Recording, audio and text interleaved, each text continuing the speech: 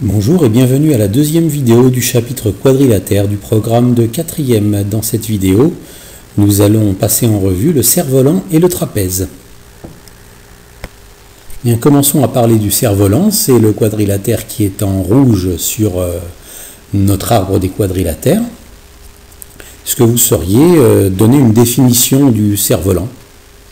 Donc essayez de mettre la pause et de trouver comment on pourrait définir en quelques mots ce qu'est un cerf-volant.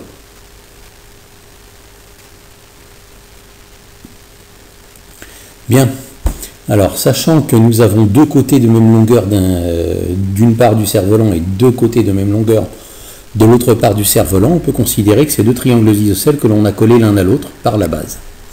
Le cerf-volant est le quadrilatère obtenu en assemblant par leur base deux triangles isocèles qui ont la même base de la même longueur, évidemment.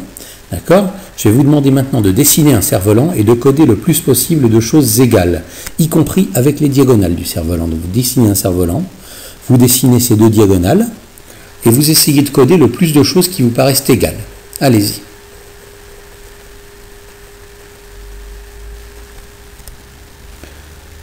Voici les codages que l'on pouvait obtenir.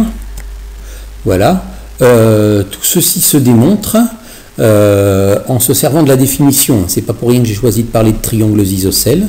Vous avez vu en 5e, dans les triangles isocèles, il y a des propriétés, notamment une propriété qui dit que hauteur, médiane, médiatrice et bissectrice qui arrivent à la base sont confondues. Donc on a plein d'égalités. En fait, vous voyez que vous avez dans ce cerf-volant un axe de symétrie. C'est un quadrilatère qui a un axe de symétrie. Et donc, un petit peu de vocabulaire. Vous avez deux diagonales dans le cerf-volant. Elles ont des noms. Celle-ci, je l'appelle la diagonale principale. Et par conséquent, l'autre, je l'appelle la diagonale auxiliaire. D'accord? La diagonale principale, c'est l'axe de symétrie. Et donc, il va y avoir l'asymétrie, va faire que beaucoup de choses, à gauche et à droite, vont être égales. Bon, les côtés AB et AD, forcément. Les côtés BC et CD, forcément.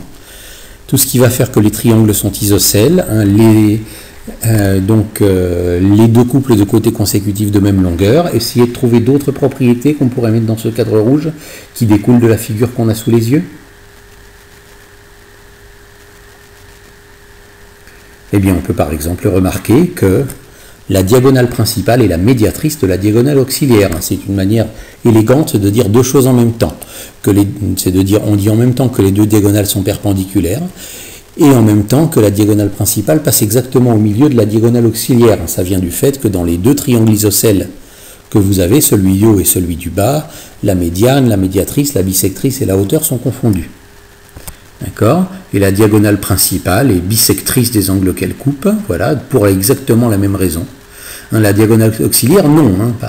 Donc la diagonale principale a un rôle, a des propriétés que la diagonale auxiliaire n'a pas. Une propriété que la diagonale auxiliaire a, ce serait la dernière, celle qui ne s'est pas encore affichée, c'est de dire qu'elle relie deux angles égaux.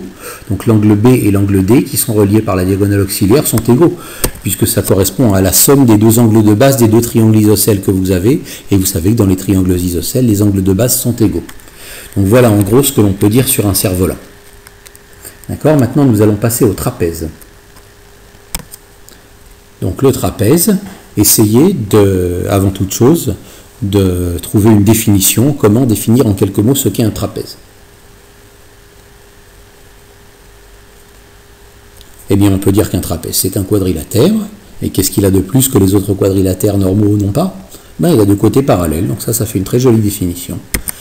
Le trapèze est un quadrilatère qui a un couple de côtés parallèles. Alors, suivant les pays, suivant les approches, il y en a qui considèrent que le trapèze ne peut avoir qu'un seul couple de côtés parallèles, et il y a d'autres personnes qui considèrent que si les deux couples de côtés sont parallèles, c'est aussi un trapèze. Ce sont deux approches différentes, mais bon, ça ne doit pas vous préoccuper outre mesure.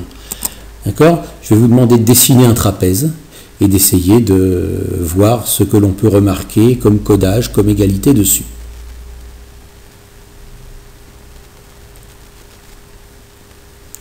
Eh bien, dans un trapèze, vous n'avez pas grand-chose à coder. Vous faites deux côtés parallèles. Vous voyez, les deux côtés parallèles ne sont pas de la même taille en général. Sinon, votre trapèze est un parallélogramme. S'ils ne sont pas de la même taille, il y en a un qui est plus petit qu'on appelle la petite base et un qui est plus grand qu'on appelle la grande base. D'accord? Et vous avez deux angles d'un côté, deux angles de l'autre, que j'ai représentés de couleurs différentes, parce qu'en général, ils ne sont pas égaux. Et donc, vous voyez, qu'est-ce qu'on peut dire sur le trapèze comme propriété?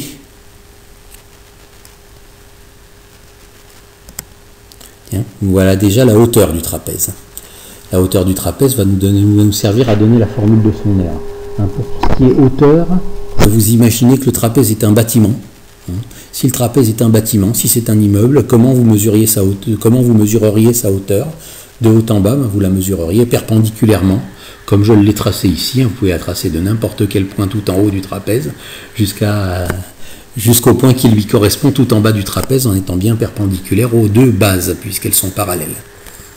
Voilà, donc ce qu'est la hauteur du trapèze. Qu'est-ce qu'on peut dire sur le trapèze? Les deux angles entre deux parallèles et une même séquente sont supplémentaires. Qu'est-ce que ça veut dire ça? Ça veut dire que vous allez regarder une seule séquente.